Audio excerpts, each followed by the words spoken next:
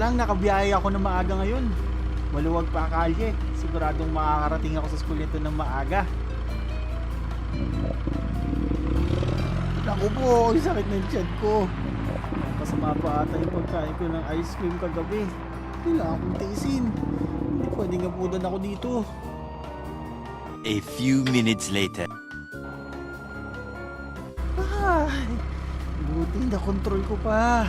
Lance! Magkasabay pala tayo. Di kita napansin. Ano yan? Ang baho! Ooh. Imagine mo to. Inihanda mo na ang gamit mo para sa pasok bukas. Plinansya at inihanda mo na rin ang susuotin mong damit. Inihanda mo na yung iinitin mong tubig kinabukasan. Sinet mo na ang alarm at maaga ka na. Kinabukasan, mas maaga ka pang nagising kaysa sa alarm mo.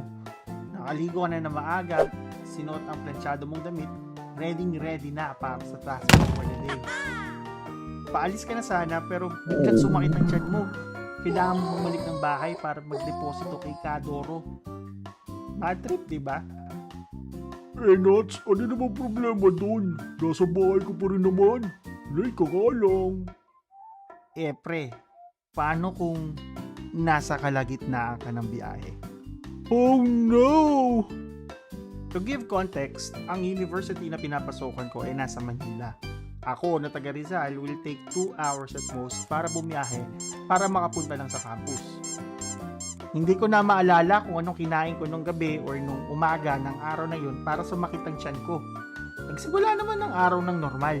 Nakaalis na ako ng bahay ng maaga, nakasakay ng jeep agad-agad at nasa kalagitnaan na ng biyahe papunta sa first stop ko nung makaramdam ako ng sakit ng tiyan.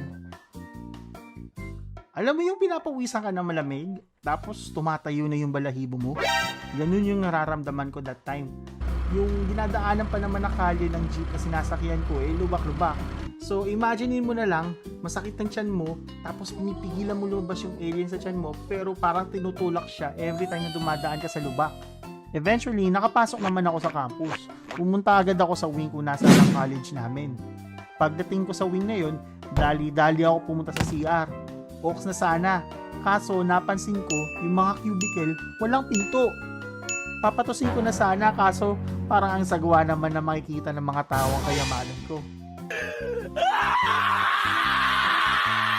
Hindi ko na naisip na maghanap ng ibang CR kasi una, baka pag naggagalaw pa ako, tuluyan ako ma-germs.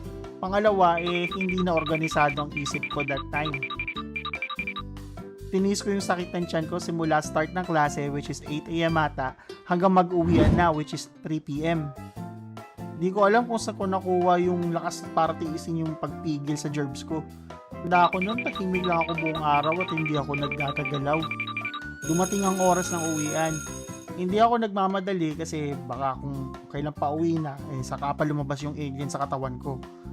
Nagyaya pa yung kaibigan ko na kumain pero di ako nakasama. Natsuki, kain tayong lugaw doon sa kanto. Andi lugaw sila doon Okay lang ako pre, busog pa naman ako. Sige na pre, sama ka na. Pre, huwag mo kong alugin. Kanina pa ako taing-tae.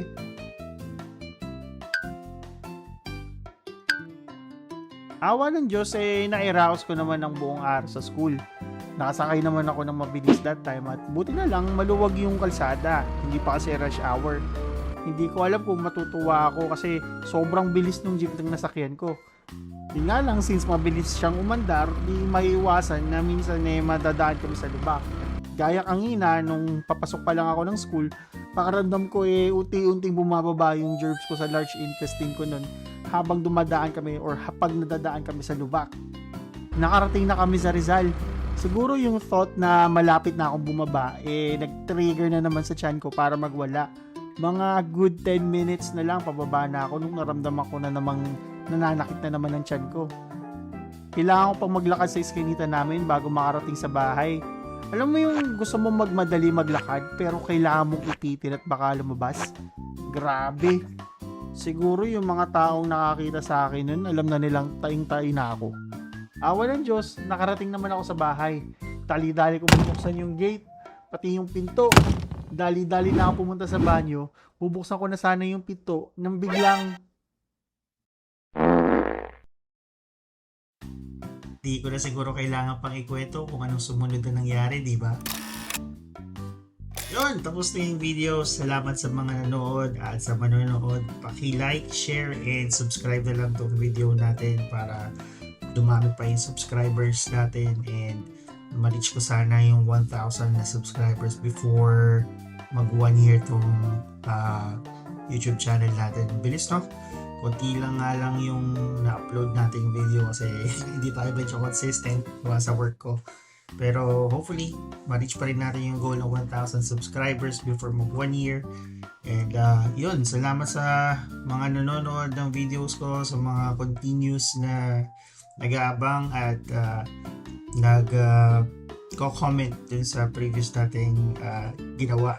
Nakakatuwa na umabot ng 1.2 views yung last animation na ginawa ko. So hopefully, this one will also do well and sa mga susunod na weeks, sana makagawa or days, sana makagawa tayo ng bagong animation. Hopefully by next month. I'm not promising anything pero sana magawa natin. If not, okay lang naman siguro na mag-antay na a few more weeks or a few more or 2 months at most. Medyo mahirap kasi maghanap na or mag-animate habang may work. So, yun lang. Salamat ulit sa mga nanonood and siguro next video natin maglalagay na tayo ng parang shout out or kung may mga fan art kayo, hanapin nyo lang yung channel, yung page natin sa Facebook which is Natsuki Art. Yan, pwede nyo ako message din doon kung meron kayong fan art na gustong i-share.